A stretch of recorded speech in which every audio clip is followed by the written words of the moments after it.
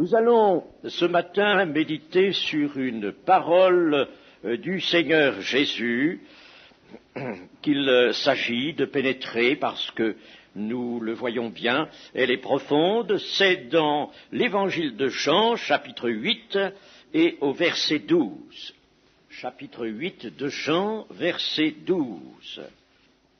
Jésus leur parla de nouveau et dit : « Je suis la lumière du monde.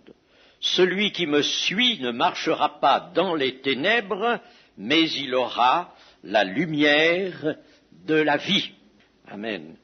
Et nous pourrions regarder, puisque nous sommes à l'Évangile de Jean, au tout commencement, c'est-à-dire au chapitre 1er, le verset 4, chapitre 1er, verset 4, « En elle, c'est-à-dire dans la parole de Dieu, en elle était la vie, et la vie était la lumière des hommes. » Et encore un passage que nous allons joindre à cela dans la première épître de Jean, chapitre 1, verset 5, chapitre 1, verset 5, première épître de Jean, « La nouvelle que nous avons apprise de lui et que nous vous annonçons, c'est que Dieu est lumière, et qu'il n'y a point en lui de ténèbres.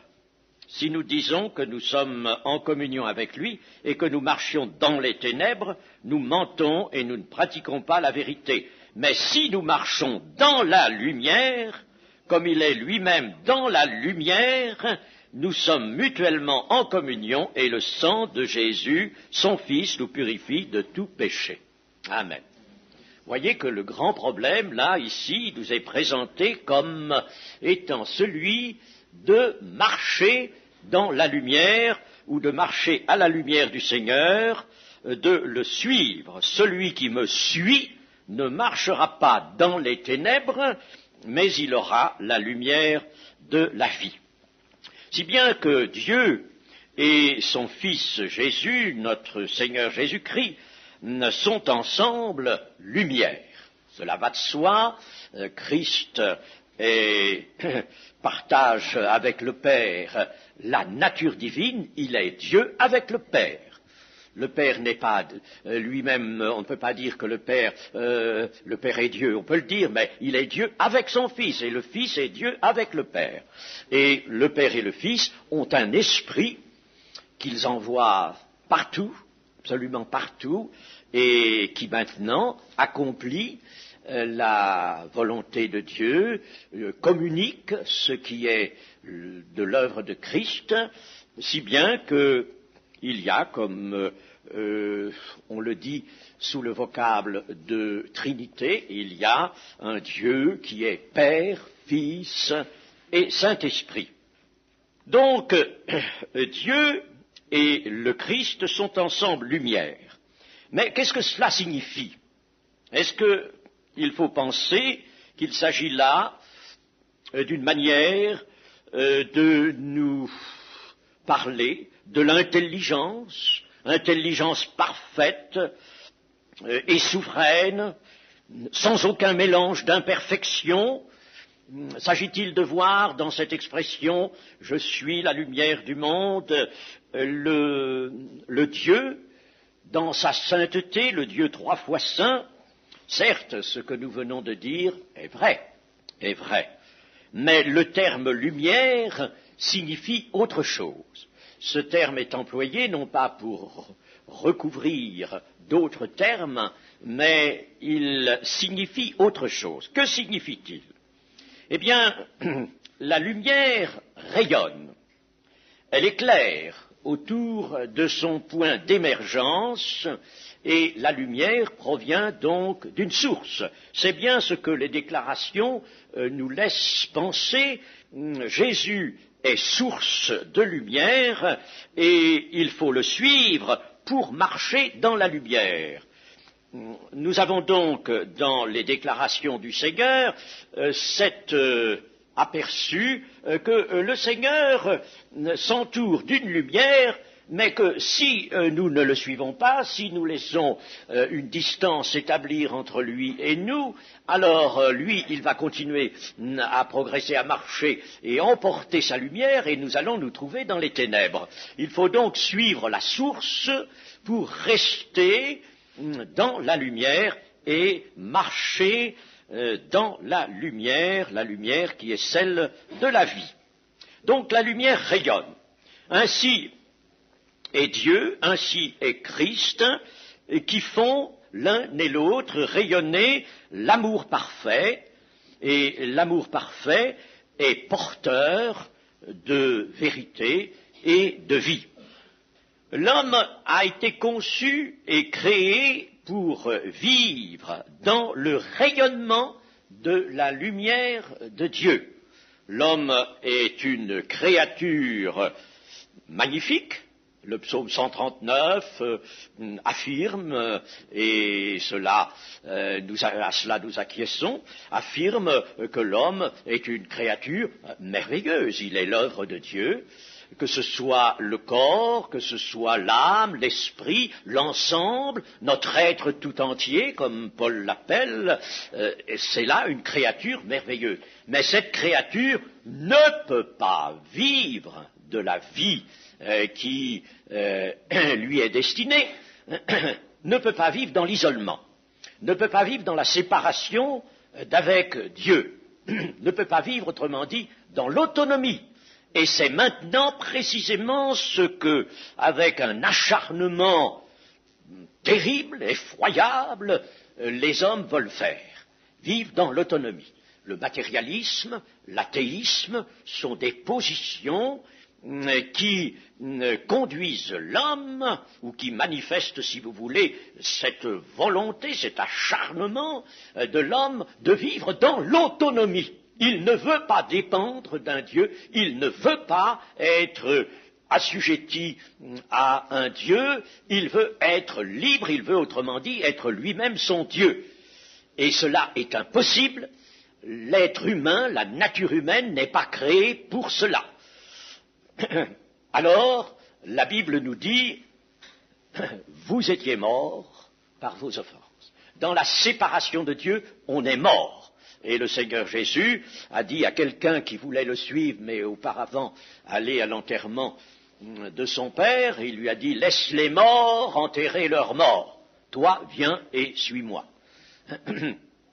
On ne peut pas vivre, donc c'est la mort. Donc le monde, avec son athéisme, son matérialisme, s'engage maintenant dans la mort. Mais sans être athée, on peut être manqué de foi, manquer de persévérance, manquer de patience et s'écarter tout en reconnaissant que Dieu est lumière, que Christ est la lumière du monde. On peut s'écarter de Christ et à cela, bien entendu, il faut bien vite remédier si l'on est chrétien.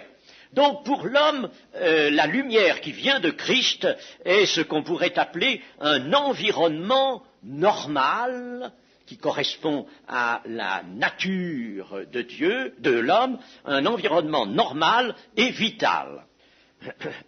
Car l'environnement normal de l'homme est avant tout celui d'une puissance spirituelle qui lui vient dans le rayonnement issu de la personne de Jésus-Christ.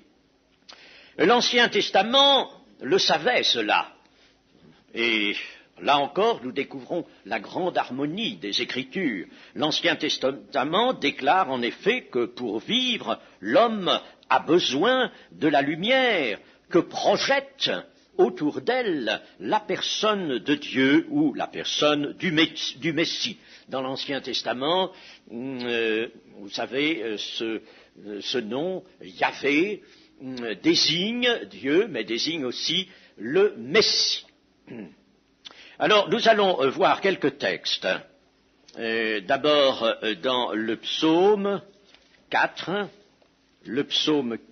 verset 7. Plusieurs disent, qui nous fera voir le bonheur? Fais lever sur nous la lumière de ta face, ô Éternel. tu mets dans mon cœur plus de joie qu'ils n'en ont quand abondent leurs froment et leurs mou. Fais lever sur nous la lumière de ta face, ô Éternel. Voilà donc un vœu qui exprime bien cette conviction, cette révélation que sans la lumière qui vient de la face, de la personne de Dieu, il n'y a pas de salut et de vie possible. Dans le psaume 31, au verset 17, 31, verset 17, « Fais luire ta face sur ton serviteur, sauve-moi par ta grâce. » Voyez-vous, le salut donc est dépendant de cette lumière qui vient de la face de Dieu. La face de Dieu, dans l'Ancien Testament, c'est la personne, la personne. Il est dit par exemple dans l'Exode, littéralement, Moïse demande à Dieu de venir, ou plus, Dieu dit d'abord à Moïse qu'il viendra lui-même avec lui, avec le peuple, et alors, littéralement dans l'hébreu, c'est « ma face ira ». Voyez-vous, « ma face ira ». Donc, ici, il y a une traduction littérale, « ma face », mais cela signifie la personne de Dieu, la personne localisée de Dieu, localisée. Non pas la personne du Saint-Esprit de Dieu qui, elle, peut être partout. Hein, elle est envoyée, elle est partout, mais la personne de Dieu nous est montrée. Je ne dis pas Dieu a un corps, je ne dis pas cela, n'est-ce pas, parce que je produirais là une affirmation qui ne serait pas suffisamment appuyée par les Écritures. Mais je dis que dans les Écritures, pour rendre compte du message global de la Bible, la personne de Dieu le Père est localisée. Paul nous dira qu'il habite une lumière inaccessible. Il habite un lieu, quelque chose, et le Seigneur Jésus lui-même priait le Seigneur du ciel et de la terre, mon Père qui est dans les cieux, et il levait même la tête, nous dit l'Évangile. Il levait la tête vers son Père qui est dans les cieux. Alors, retenons cela, que la personne de Dieu est localisée, c'est un terme que j'emploie. Il ne faut pas trop s'arrêter aux mots dont nous nous servons, n'est-ce pas? Prenons les mots dont nous pouvons disposer, mais c'est cette idée que nous donne la Bible, que la personne de Dieu le Père est localisée. Et Dieu, ainsi que Jésus, qui est assis à sa droite, envoie le Saint-Esprit. Hein? Je vous l'enverrai. Il dit le Paraclétos, je vous l'enverrai. Il envoie le Saint-Esprit, alors partout où il faut que le Saint-Esprit agisse. Bien, alors donc, faire luire la face de Dieu, c'est le vœu que présentait le peuple d'Israël. Alors là, il y a d'autres textes, mais je vais aller au psaume 80, le psaume 80, verset, je lirai pas tout entier, le verset 4, le verset 8 et le verset 20. Verset 4. Ô Dieu, relève-nous, fais briller ta face et nous serons sauvés. Voyez-vous, relève-nous. Nous avons besoin d'être tirés de la mauvaise situation où nous sommes. Relève-nous.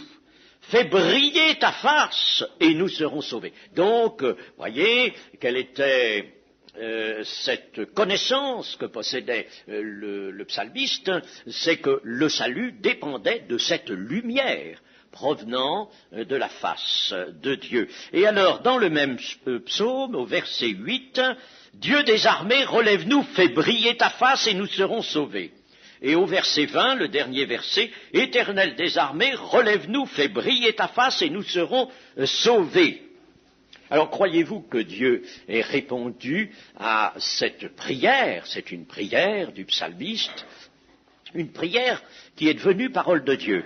Vous savez que dans les psaumes, il y a beaucoup de prières, et ces prières sont devenues parole de Dieu. Donc elles étaient inspirées. Hein? Alors, croyez-vous que Dieu ait répondu à cet appel de son peuple? Eh bien oui, mais 2 fois seulement et pas 3 fois.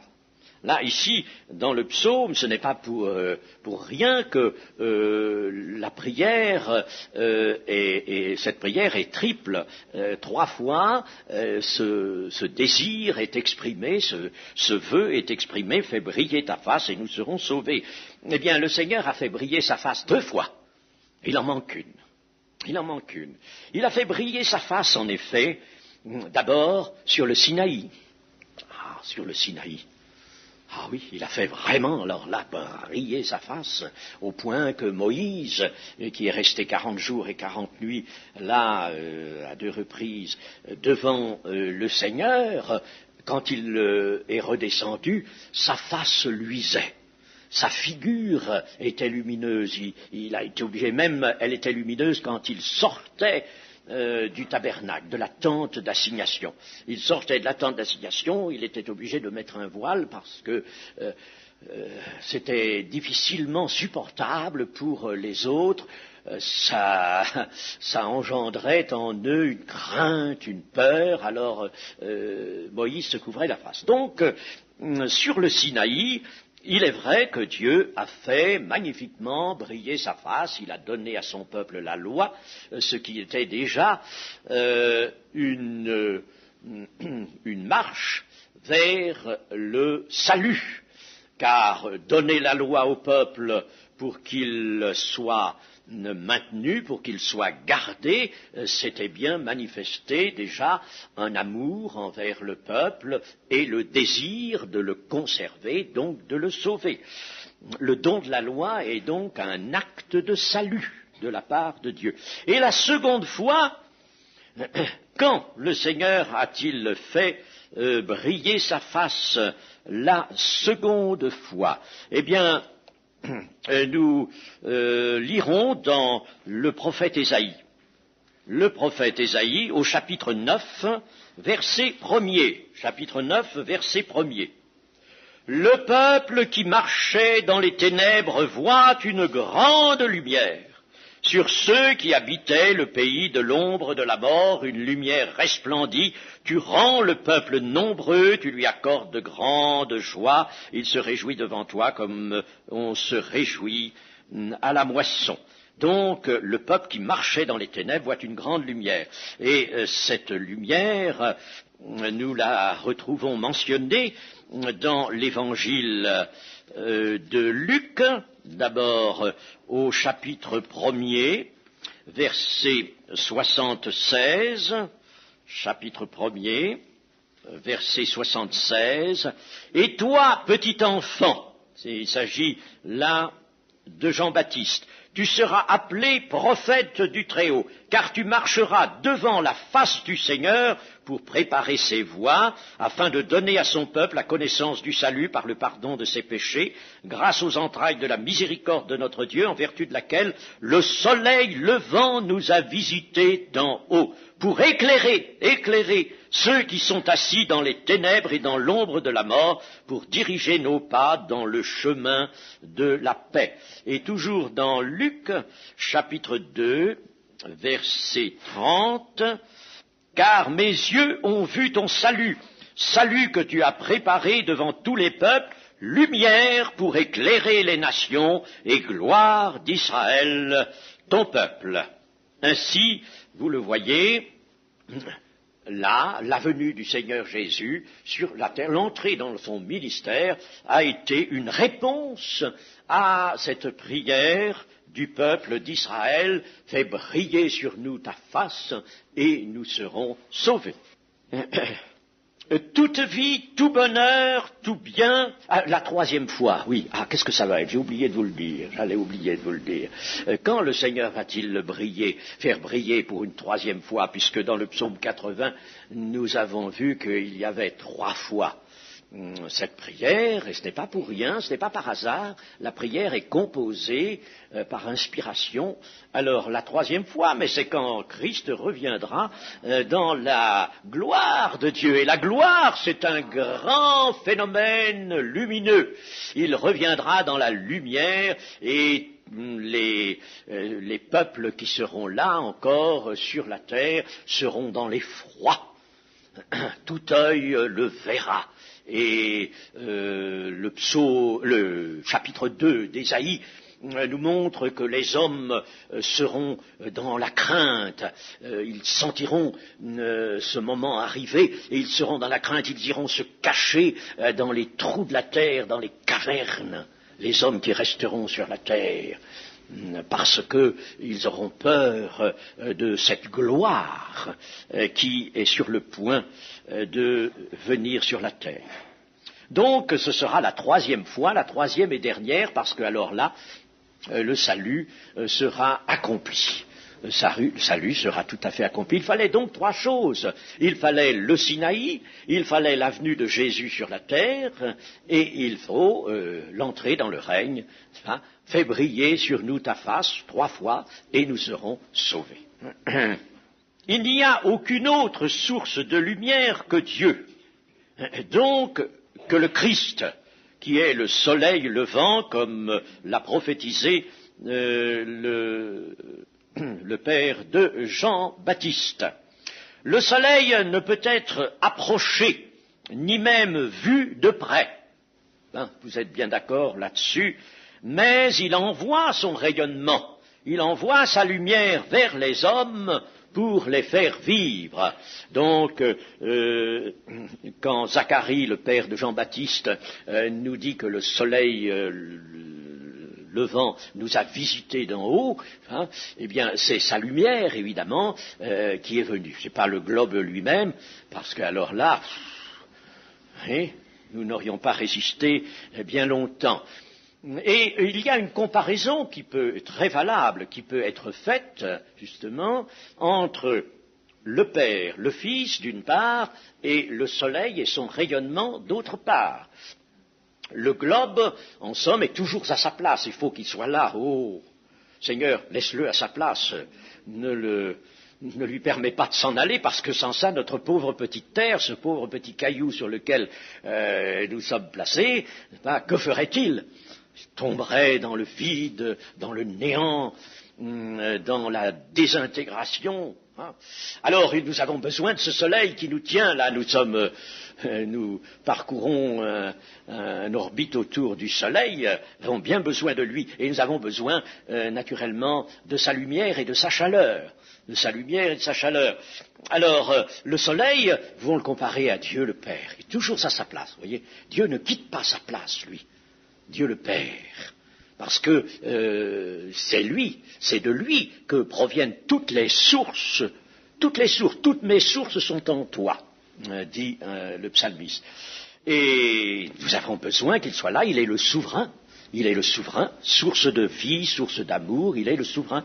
Comme le Père a la vie en lui-même, Jésus a dit, moi aussi, le Fils aussi a la vie en lui-même, et il la donne à qui il veut, mais Dieu est source et souverain.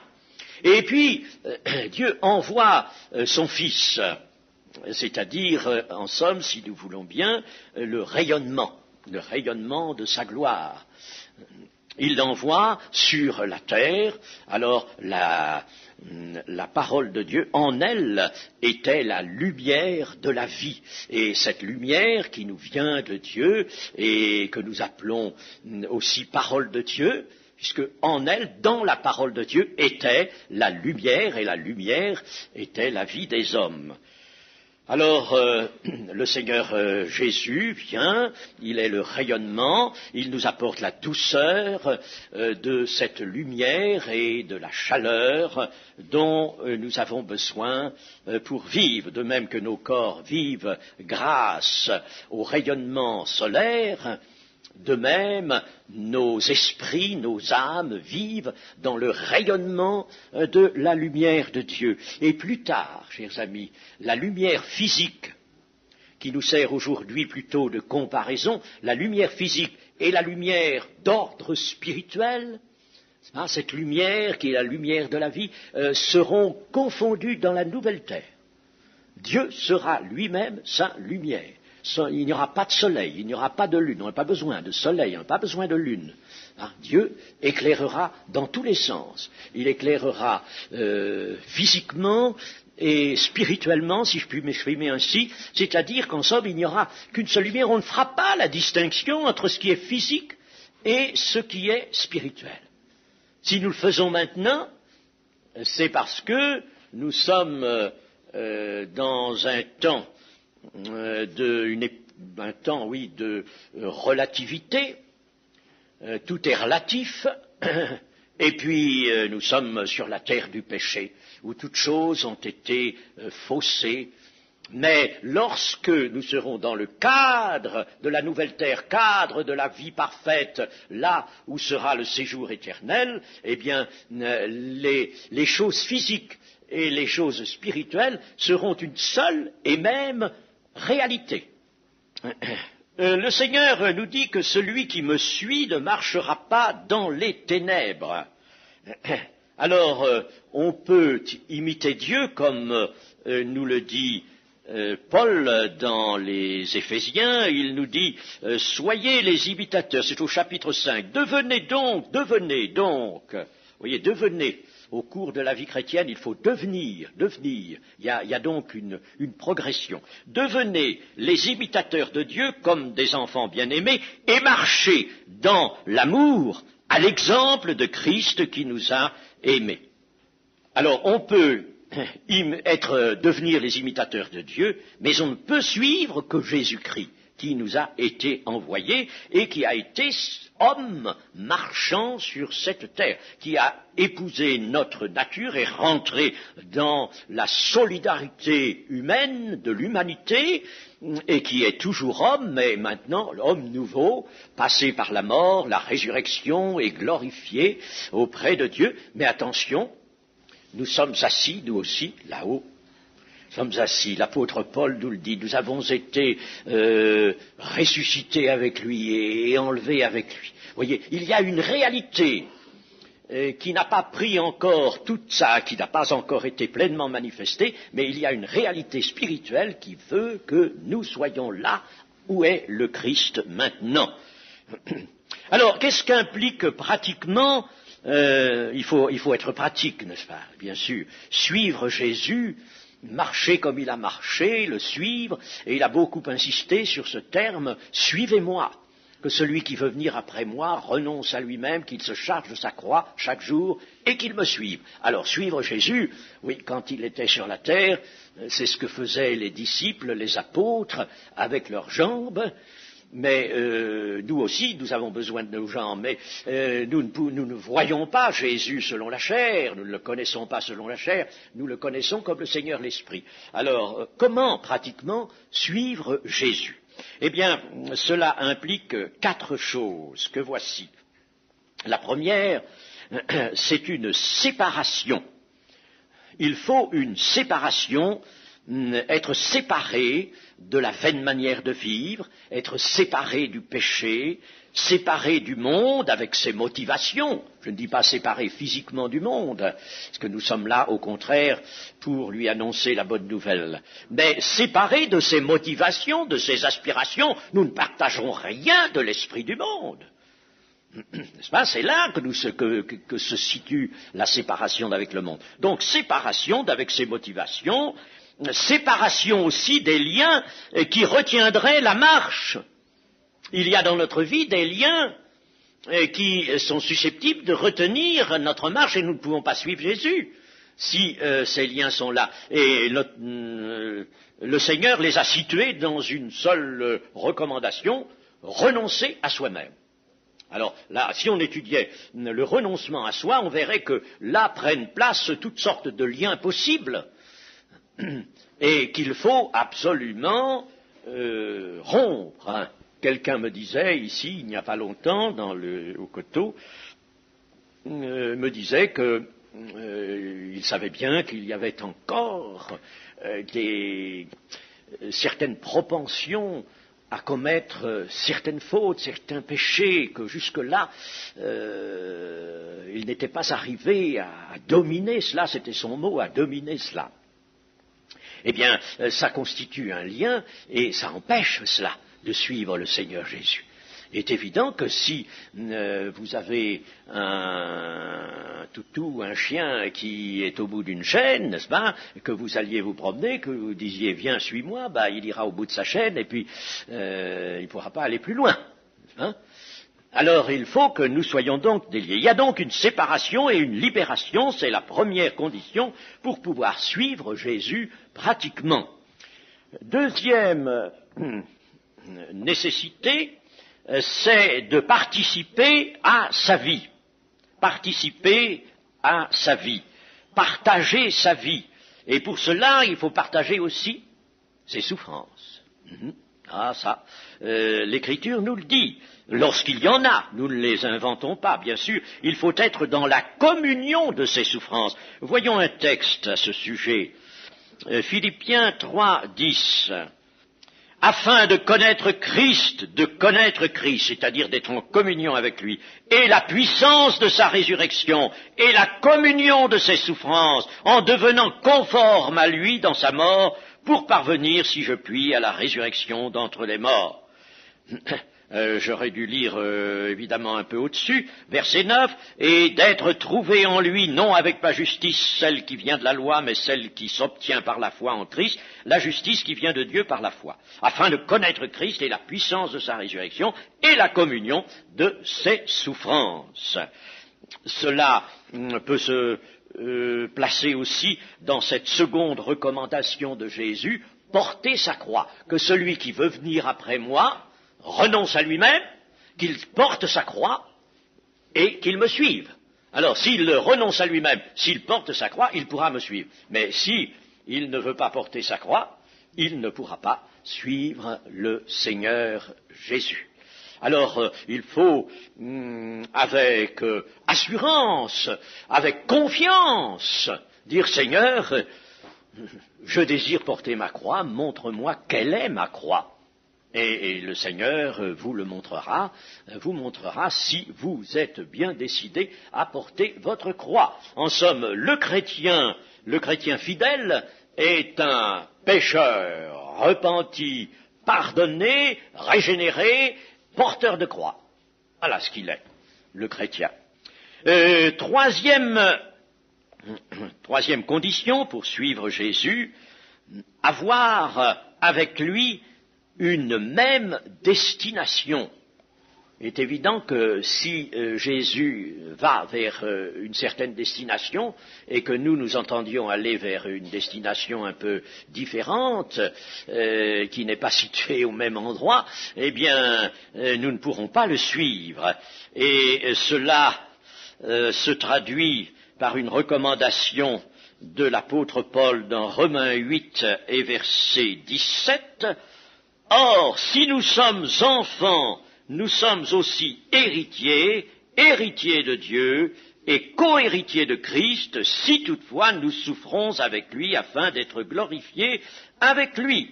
J'estime que les souffrances du temps présent ne sauraient être comparées à la gloire à venir qui sera révélée en nous. Et alors, cette destination, nous sommes co-héritiers avec Christ. Nous allons donc vers le même héritage que lui. Nous allons pour prendre possession du même héritage. Mais dans l'épître aux Éphésiens, oui, verset 16, le chapitre 1er, verset 16, « Je ne cesse de rendre grâce pour vous, faisant mention de vous dans mes prières, afin que le Dieu de notre Seigneur Jésus-Christ, le Père de gloire, vous donne un esprit de sagesse et de révélation dans sa connaissance, et qu'il illumine les yeux de votre cœur, pour que vous sachiez quelle est l'espérance qui s'attache à son appel, quelle est la richesse de la gloire, de son héritage qu'il réserve aux saints et quelle est envers nous qui croyons l'infinie grandeur de sa puissance se manifestant avec efficacité par la vertu de sa force. » Voilà encore là l'héritage qui constitue notre espérance et il faut que nous espérions et espérer cet héritage qui nous est réservé dans les cieux et qui est situé lui-même dans la lumière, un héritage qui ne se peut ni corrompre, ni flétrir, n'est-ce pas? Eh bien, pour vraiment aller vers cet héritage, il faut en faire son espérance. Je ne sais pas peut-être le moment de montrer qu'on peut ne pas justement posséder suffisamment cette espérance, mais je vous dirai simplement ceci, c'est que c'est arrivé à Abraham, ça, le pauvre. Et oui, et pourtant, il est le père des croyants maintenant. Il nous est donné comme étant le père des croyants. Et vraiment, oui, il est bien le père des croyants. Eh bien, ça lui est arrivé. Il s'est trompé d'espérance. Et alors, il allait donc vers autre chose que vers la destination que Dieu avait donnée à sa vie et à son service. Quand il a eu Ismaël comme fils, eh bien, il était heureux. Il avait eu Ismaël à l'âge de 90 ans, et de la servante Agar, et il était tout à fait heureux, il n'avait jamais eu d'enfant, voilà son premier fils. Magnifique, il était comblé. Et le fils de la promesse, dont Dieu lui a parlé, il lui avait parlé combien, plus de 10 ans auparavant. Dieu a peut-être oublié, je ne sais pas, ou enfin Ismaël, pour l'instant, ça me suffit, j'ai un fils, c'est tout ce que je voulais. Et alors, il met tout sur ce fils, il ne pense plus à autre chose. Toutes les promesses de Dieu, tout ça, ça s'éloigne de son cœur. Et fini, il a Ismaël, il a un fils, il est comblé. Et alors, il faut qu'après un moment, le Seigneur le rappelle à l'ordre. Ce fils que tu as là, non, Sarah l'avait dit, mais Dieu lui dira, ta femme Sarah a raison, il n'héritera pas ce fils-là. C'est pas moi qui l'ai donné, il n'héritera pas. Et ne pas hériter, ça veut dire non seulement il n'aura pas tes troupeaux, tes richesses, tes serviteurs, mais il n'héritera pas des promesses, c'était ça surtout. Il n'héritera pas des promesses que je t'ai faites et qui doivent se transmettre à ta descendance. Il n'héritera pas de tout cela. Alors il en faut un autre, et Abraham va alors consentir à se séparer d'Agar et d'Ismaël. Il faut absolument cette séparation, parce que Abraham s'était trompé d'espérance. Il s'était trompé de direction. Le plan de Dieu n'était pas là. L'accomplissement des promesses n'était pas sur Ismaël. Alors après, il aura 100 ans, que lui naîtra alors Isaac. Isaac, qui est le fils donné par Dieu, ce n'est plus le fils selon la chair, mais le fils selon l'esprit, donné par Dieu. Alors Isaac vient, et quand il s'agit, un peu plus tard que Isaac est déjà un jeune homme, d'aller l'offrir en holocauste, Dieu lui demande d'aller l'offrir en holocauste, alors Dieu dira à Abraham, prends ton fils, celui que tu aimes, le couteau dans la plaie, il me semble, celui que tu aimes, ton unique. Comment ton unique, c'est le second? Ça, les Arabes savent bien nous le dire, vous voyez? Ah oui, les Arabes, ils nous disent, mais non, Ismaël, c'est l'aîné, c'est le premier. Oh, combien de fois ils m'ont dit ça? Ils croient en Abraham, ils aiment qu'on leur parle d'Abraham, mais Ismaël est le premier.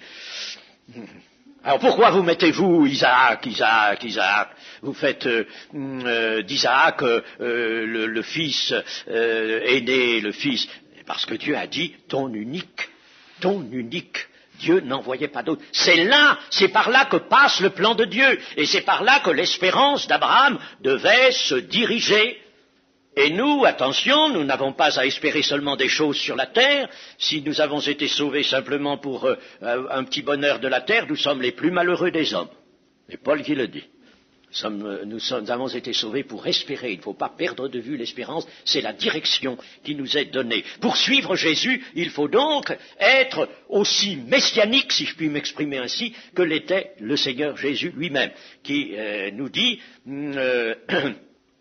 cherchez essentiellement le royaume et la justice de Dieu, et toutes choses seront données. Mais il faut chercher, être dans cette direction-là. Et puis la quatrième condition pour suivre Jésus, c'est celle de la persévérance et de l'endurance.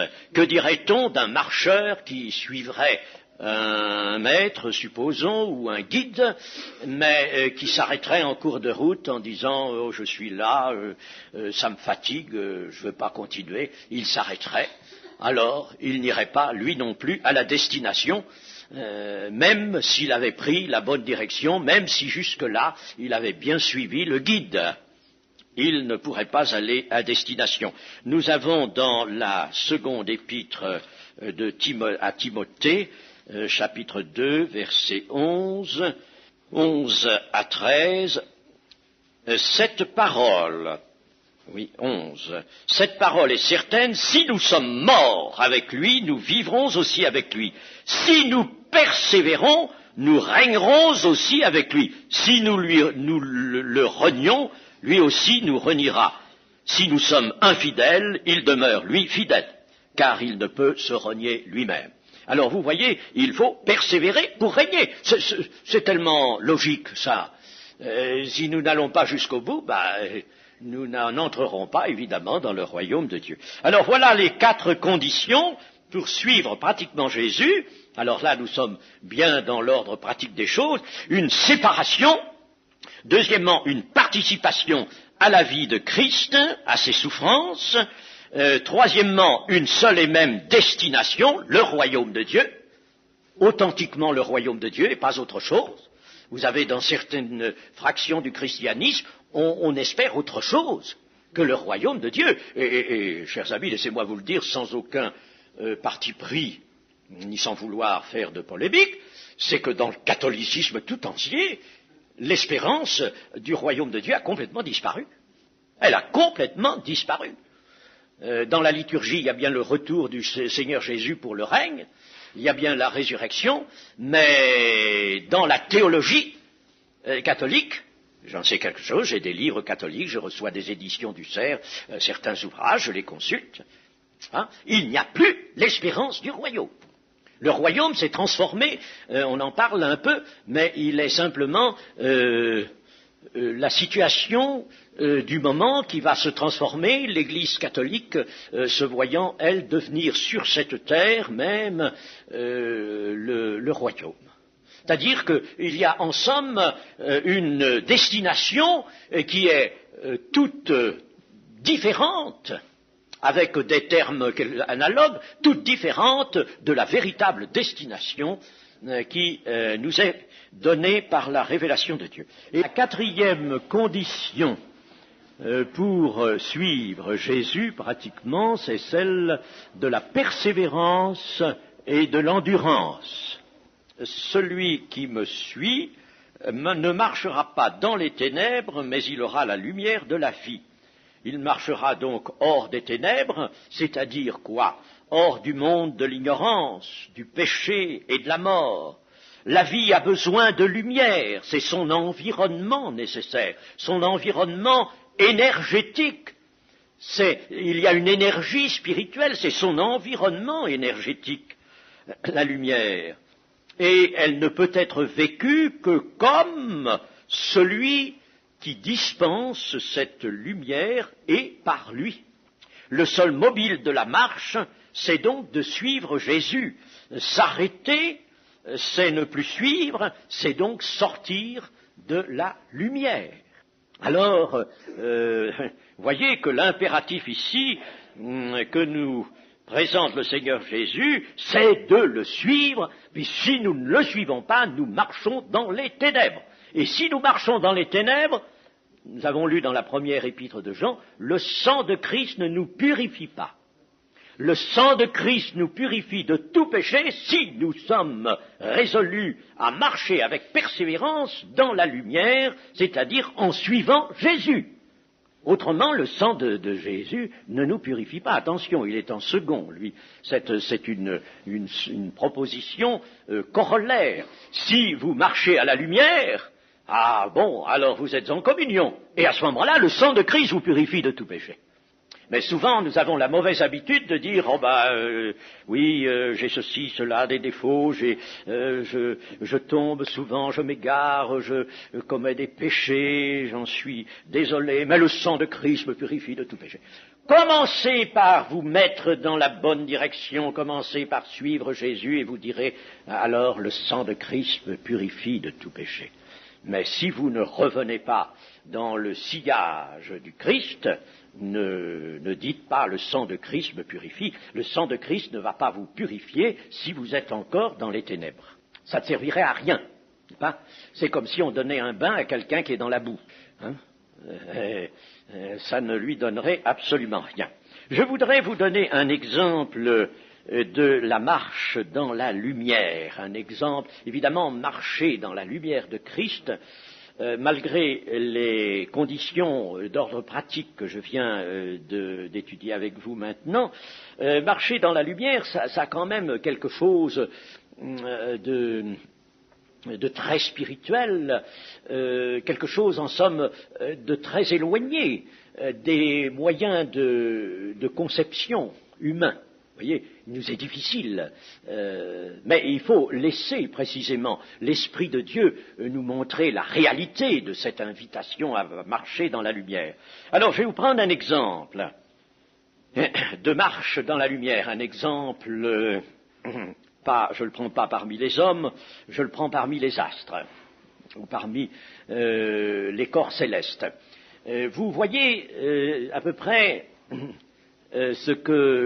dans quelle position nous sommes, nous humains, sur ce petit globe, ce petit caillou. Vous savez, dans l'espace, la Terre est une poussière, une petite poussière. Bon, enfin, vu de plus près, n'est-ce pas, c'est quand même un globe. Et quand on le voit de haut, c'est la planète bleue, n'est-ce pas? Et elle a un certain aspect, notre Terre.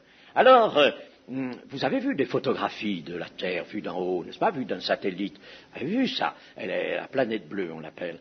Eh bien, imaginez donc un satellite au-dessus de notre globe, de notre Terre. Et vous savez ce que fait la Terre? Vous n'êtes peut-être pas tous astrophysiciens, mais enfin, vous savez quand même ça, hein?